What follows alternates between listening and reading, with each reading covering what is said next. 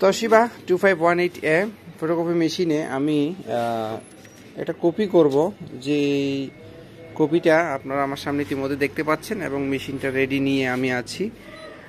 তো ভিডিওটা কেন বানাচ্ছি, আপনি এই ভিডিওটা দেখলে কি উপকারিতাটা পাবেন, ঠিক আছে? সেটা হচ্ছে যে বিষয়, আপনার টাকা দিয়ে এমবি কিনছেন আর সেই টাকা দিয়ে ভিডিও দেখবেন, কাজে আসবে না সেটা তো হয় না।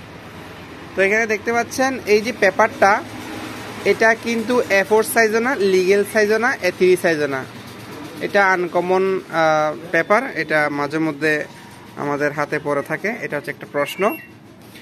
তো এটাকে আমি সরাসরি এখান থেকে কিভাবে A4 পেজে ফটোকপি করব সেটা আমি দেখাবো।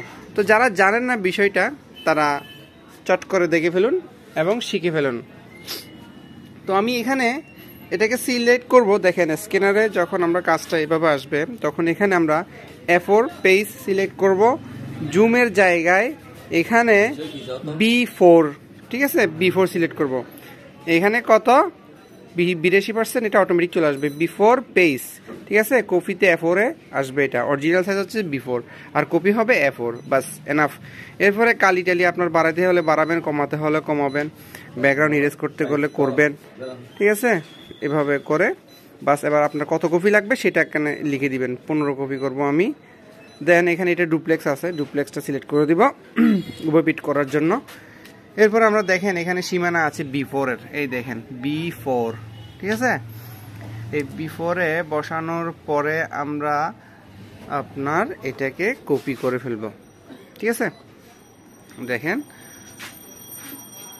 হ্যাঁ, এরপরে আমরা এটাকে উল্টিয়ে দিব ঠিক এভাবে।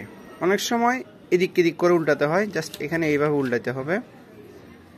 এরপরে আমরা এটাকে ব্যাস দেন কপি। দেখেন হয়ে গেছে। এখন আমরা ফিনিশ দেব। পেজটা দেখেন কীরকম আর কপিটা হবে কীরকম সেটা আমি আপনাদেরকে দেখাচ্ছি। দেখেন A4 পেজ আসছে, এটা ডুপ্লেক্স অটোমেটিক, সেই জন্য ডুপ্লেক্স হয়ে আসবে। ভিউয়ার্স, আমি কপিটা হাতে নিলাম এবং মেইন কপিটা আমি আপনাদের সামনে রাখলাম, ঠিক আছে। এই দেখেন ভিউয়ার্স, এটা হচ্ছে প্রায় A3 সাইজ আর B4 সাইজ আর কি, এবং আমি A4 এটা করছি। দেখেন খুব সুন্দরভাবে কিন্তু কপিটা হয়ে গেছে। দেখেন, আশা করি ভিডিওটা দেখলে আপনাদের যদি এই ধরনের মেশিন থাকে, ডুপ্লেক্স কপিয়ার মেশিন, যদি 2518 হয় তাহলে তো ফাংশনটা একই হবে, আর একইভাবে হলে আপনি ইজিভাবে করতে পারবেন ভিডিও দেখার পরে।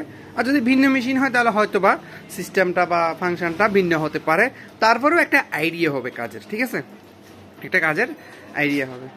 তো এই যে ট্রিক্সটি বা আমি যে করলাম সিস্টেমটা আমার মতো বা আপনারা জানেন কিনা, জানলে কমেন্টে জানাবেন, না জানলেও আজকে যে জানতে পারছেন সেটা কমেন্টে জানাবেন। আর একটা বিষয়, আপনি যে নতুন হয়ে থাকেন আমার চ্যানেলে আর কি, এরকম সুন্দর সুন্দর টিপস বা সুন্দর সুন্দর ভিডিও, উপকারের ভিডিও যদি আরও চান, তাহলে অবশ্যই চ্যানেলকে সাবস্ক্রাইব করে ফেলবেন এবং পাশে থাকা বেল বাটনটি বাজিয়ে দিবেন, যাতে সবার আগে ভিডিও নোটিফিকেশনটা আপনি পেয়ে যান। তো আমার জন্য দোয়া করবেন। ভালো থাকবেন, সুস্থ থাকবেন। বিদায় নিচ্ছি। আল্লাহ হাফেজ।